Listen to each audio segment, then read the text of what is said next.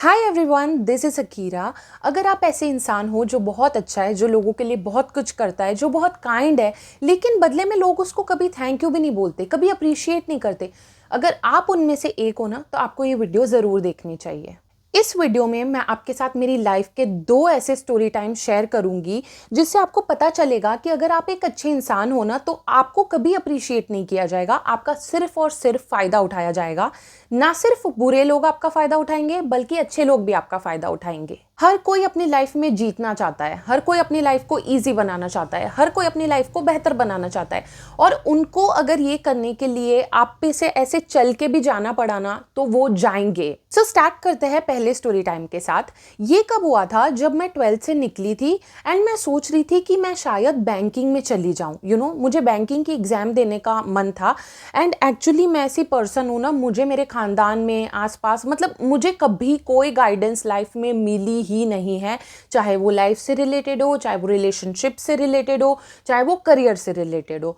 तो जब मैं सोच रही थी ना कि मुझे बैंकिंग देना चाहिए, नहीं देना चाहिए, कैसे करना चाहिए, मैं सोच रही थी कि ऐसा कौन है जो मुझे गाइड कर सकता है। And then I suddenly remembered कि मेरी ना एक नेबर हुआ करती थी, जिसकी बेस्ट फ्रेंड अभी बैंक में मैनेजर है। Let's call her Shikha. तो मैंने मेरे पेरेंट्स को बोला कि मैं शिखा दीदी से मिलती हूँ एंड मैं उनसे पूछती हूँ कि उन्होंने कैसे कैसे क्या क्या पढ़ाई की, कैसे क्रैक की एग्ज़ाम, एंड वो मुझे थोड़ा बहुत गाइडेंस दे देगी तो मैं उस हिसाब से कर लूँगी अपनी चीज़ें, ठीक है। तो मैं उनके वहाँ पे गई, शिखा दीदी के वहाँ पे, एंड मैंने उनसे अच्छे से बात की। तो मैंने उनको सब बताया कि मुझे ऐसा ऐसा करना है, मुझे ये पढ़ना है, मुझे बैंकिंग करनी है, मैं क्या करूँ। एंड उस लड़की ने मुझे एक रत्ती भर की भी एडवाइस ऑफर नहीं की, उसने बस बातें बनाई।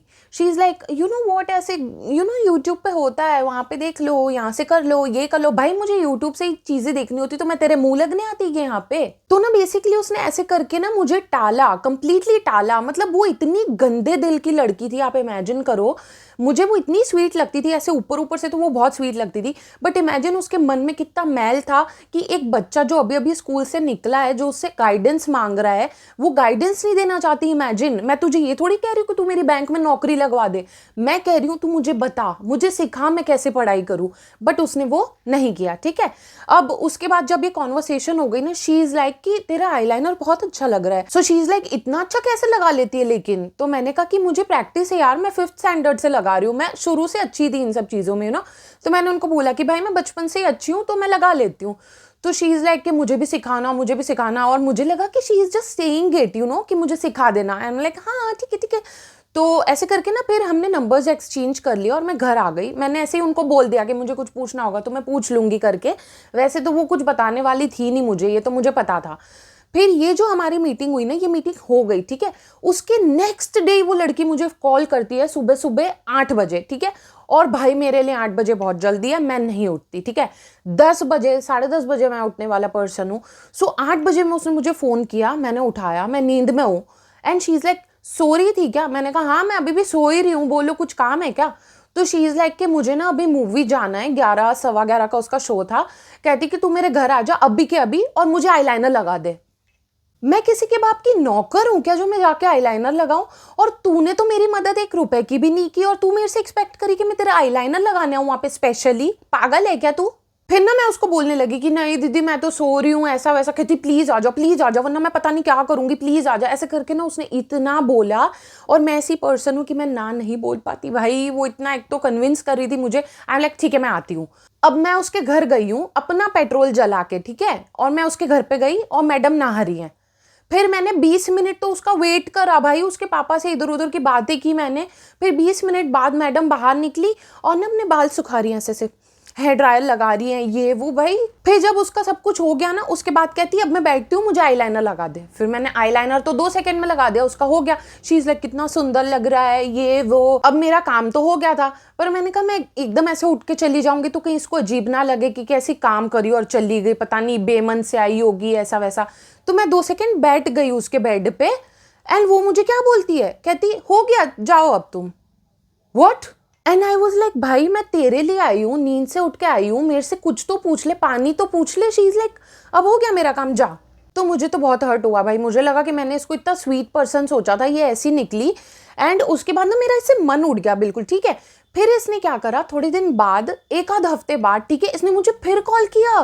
और फिर मुझे बोलती कि मुझे आईलाइनर लगाने आ जा। ओ माय गॉड, मैंने सोचा भाई मैंने ये धंधा कब से शुरू कर दिया कि मैं इसके घर जाऊंगी इसको आईलाइनर लगाने के लिए। तो इस बार तो मुझे इसकी सच्चाई पता थी, तो मैंने इसको बोल दिया कि दीदी मैं आ ही नहीं सकती, मेरे तो बहुत सारे असाइनमेंट्स हैं, मेरा कॉलेज भी है, मेरा ये भी है वो भी है। और मुझे कहती इस टाइम कौन से असाइनमेंट्स होते हैं, इस टाइम कौन से एग्जाम्स होते हैं। And bro I was literally drowning in assignments, I was not even lying, बस मैं बहाना उसका दे रही थी, ठीक है। तो आई वॉज लाइक ना मेरे बहुत असाइनमेंट्स है, मैं नहीं आ सकती ये वो। एंड वो बहुत कन्विंस करती थी, ठीक है, इतनी बड़ी वाली थी ना वो, इतना कन्विंस कर रही थी, पता है, आ जाओ ना प्लीज ये वो। तो मैंने मेरी दादी को बोला, मैंने कहा ये मुझे इतना परेशान कर रही है, मैं क्या करूं। तो दादी कहती है उसको बोल कि तू आ जाना, मैं तेरे को लगा दूंगी। And it makes complete sense. तो मैंने उसको वही बोला कि दीदी आप आ जाना मेरे यहाँ पे, मैं आपको लगा दूंगी, फिर आप चले जाना, आपको जहाँ भी पार्टी फंक्शन जहाँ भी जाना हो भाई। तो कहती नहीं मैं तो नहीं आऊंगी, तो रहने दे फिर। ऐसे करके उसने फोन काट दिया और भाई उसके बाद उसने मेरे को ब्लॉक कर दिया। इमेजिन कैसे कैसे लोग होते हैं इस दुनिया में। एक तो मैंने उसकी मदद करी और फिर उल्टा मैं ही बुरी बन गई एंड में। इमेजिन, मतलब मैं सोची कि चलो एक बार चली जाती हूँ, कर देती हूँ मदद, लेकिन देखो एंड में मैं ही बुरी बन गई। अब मैं आपको बताती हूँ दूसरा स्टोरी टाइम। ये स्टोरी टाइम में क्या हुआ, मेरी जो मम्मी बोलने में मुझे इतना बुरा लगता है, मेरी जो माँ है बेसिकली, मेरी मदर जिसने मुझे बर्थ किया है, ठीक है, उसकी एक फ्रेंड थी, उनका नाम चलो कहते हैं मैरी है, ठीक है। अब मैरी तो छोटी थी मेरी मम्मी से ऑब्वियसली, पर इन दोनों की दोस्ती पता नहीं कहाँ से हो गई, मुझे नहीं पता। मैरी को मैं भी जानती थी, ठीक है, और मैरी ने मुझे इंस्टाग्राम पे फॉलो वगैरह कर रखा था और मैंने भी उसको फॉलो कर रखा था। तो बेसिकली वो थी मेरी मम्मी की फ्रेंड, लेकिन मैं भी उसको जानती थी, ठीक है। मैरी का क्या था, मैरी का एक बुटीक था, ठीक है, जहाँ पे वो कपड़े वपड़े बेचती थी बना के। तो ना इसको मॉडलिंग के लिए लोग चाहिए होते थे जो इसके कपड़े पहने और फिर ये उनके फोटोज वीडियोज ले और अपने इंस्टाग्राम पे डाले, बेसिकली ऐसा। तो अब एक बार क्या हुआ कि उसकी जो मॉडल थी ना, उसने लास्ट मिनट कैंसिल कर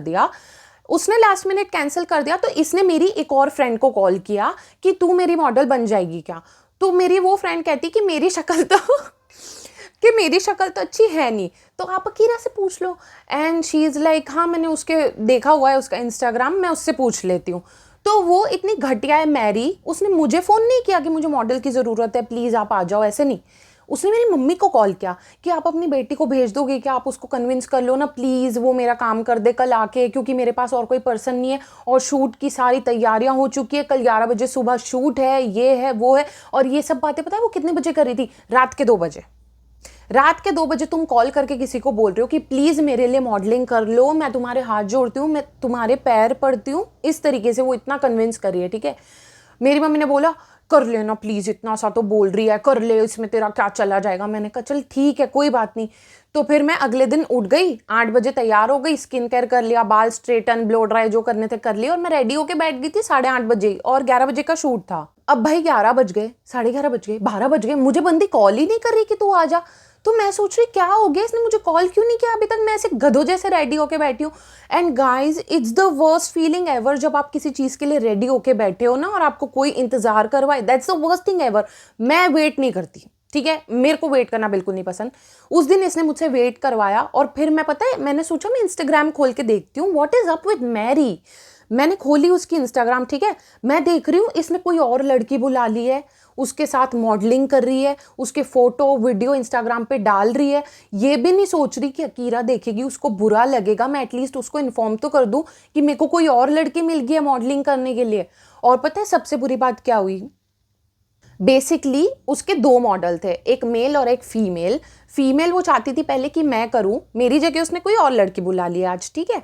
पर वो जो बंदा था ना, जो मेल मॉडल था उसका, वो मेरा क्रश था। And I felt so bad कि ये अपॉर्चुनिटी भी मेरे हाथ से चली गई। मेरे क्रश के साथ मैं हैंग आउट करती, फोटोज लेती, कितना क्यूट लगता ना। तो ना मुझे उस पर और ज्यादा गुस्सा आने लगा, मुझे ऐसा मन किया ना इसके मुंह पे मारूं एक खींच के। मतलब आप इमेजिन करो, वो मुझे कन्विंस कर रही थी इतनी रात को कि प्लीज मेरे लिए आ जाना, और मैंने अपना बड़प्पन दिखाते हुए उसको हाँ बोली ऐसे एंड मोमेंट पे, and she cancelled on me, और ऊपर से दूसरी लड़की के साथ स्टोरीज डाल रही है। उसके बाद आई गॉट हर्ट और मैंने मैरी को ब्लॉक कर दिया। मैंने मेरी माँ को भी बताया कि इसने मेरे साथ इतना बुरा किया है, प्लीज आप उससे कभी बात मत करना।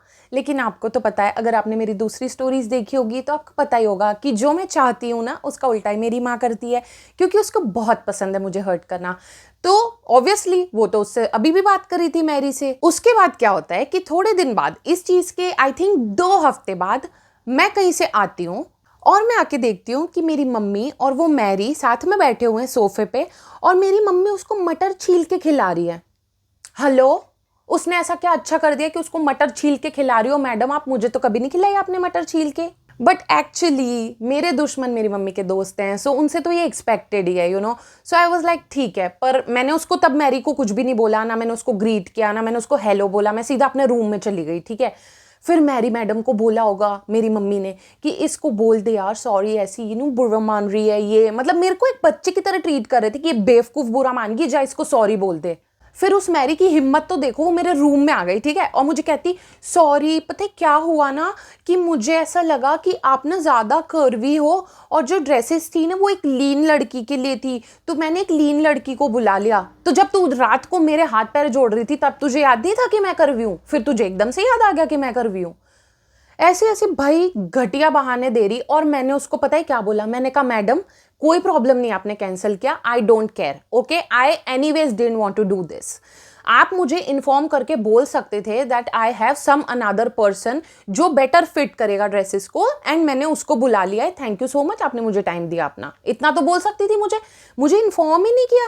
कहती मुझे बहुत ऑकवर्ड लग रहा था आपको ऐसे बोलने में कि अब मैं आपके साथ नहीं मॉडलिंग करूंगी। भाई तूने मुझे लिटरली इग्नोर कर दिया और तू मेरे सामने दूसरी लड़की की स्टोरी डाल रही है, उससे तो बेटर होता कि तू मुझे कॉल करके एक बार इन्फॉर्म कर देती। I was like you know what girl, you are wrong, तूने बहुत गलत किया है मेरे साथ, I am really hurt, and तेरी हिम्मत कैसी होगी मेरे घर में घुसने की ये करने के बाद। आई वॉज सो एंग्री, और मैंने उस पर एंगर निकाला बकायदा, because she deserved it. And this was the first time ever जब मैंने खुद के लिए स्टैंड लिया था, वो भी इतना firmly, and I was so proud of my self. I was like मैंने उसको डांटा, मैंने उसको अपना गुस्सा दिखाया, ओ माई गॉड। बिकॉज पता है जिस तरीके से मुझे बड़ा किया गया ना, मैं इस प्रकार की बन गई थी कि मैं बहुत बड़ी पीपल प्लीजर बन गई थी। ना मैं ना बोल पाती थी, ना मैं अपने इमोशंस, जेन्युइन इमोशंस एक्सप्रेस कर पाती थी, सो ये जो मोमेंट था ना, ये मेरी लाइफ का काफ़ी एक पाथ ब्रेकिंग मोमेंट था। पाथ ब्रेकिंग ही बोलते हैं जो भी, लेकिन बेसिकली बहुत इंपॉर्टेंट मोमेंट था, बिकॉज इस मोमेंट से ना मैं खुद के लिए स्टैंड लेने लगी।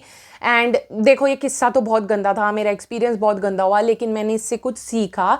सो मैं चेरिश करती हूँ सारे मोमेंट्स को। सो बेसिकली मैंने ये दोनों इंसिडेंट्स आपको इसीलिए सुनाए कि आप खुद से ऊपर किसी को मत रखो। जब जब आप खुद से ऊपर किसी को रखोगे ना, आप पछताओगे। जब जब आपका ना बोलने का मन है और आप हाँ बोलोगे ना, आप पछताओगे। जब जब आप एक टेकर को टू मच दोगे ना, आप पछताओगे, क्योंकि टेकर्स की कोई लिमिट नहीं होती। आप इमेजिन करो, मेरी जो आईलाइनर वाली दीदी थी, जो शिखा दीदी थी, आपको क्या लगता है मैं दूसरी बार उसके वहां गई होती ना, वो मुझे तीसरी बार भी बुलाती, वो मुझे चौथी बार भी बुलाती? Because people love exploiting other people, they love to make their life easy.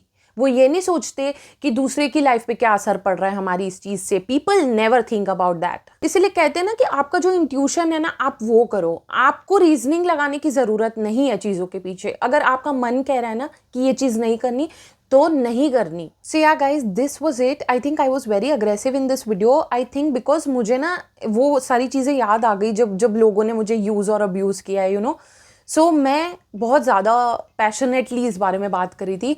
I hope you really like the video. आपके जो भी कमेंट्स हो, आपकी जो भी सोच हो इस बारे में, मुझे बताना कमेंट्स में। आई होप आपको स्टोरी टाइम अच्छी लगी होगी। I will meet you in my next one. Bye.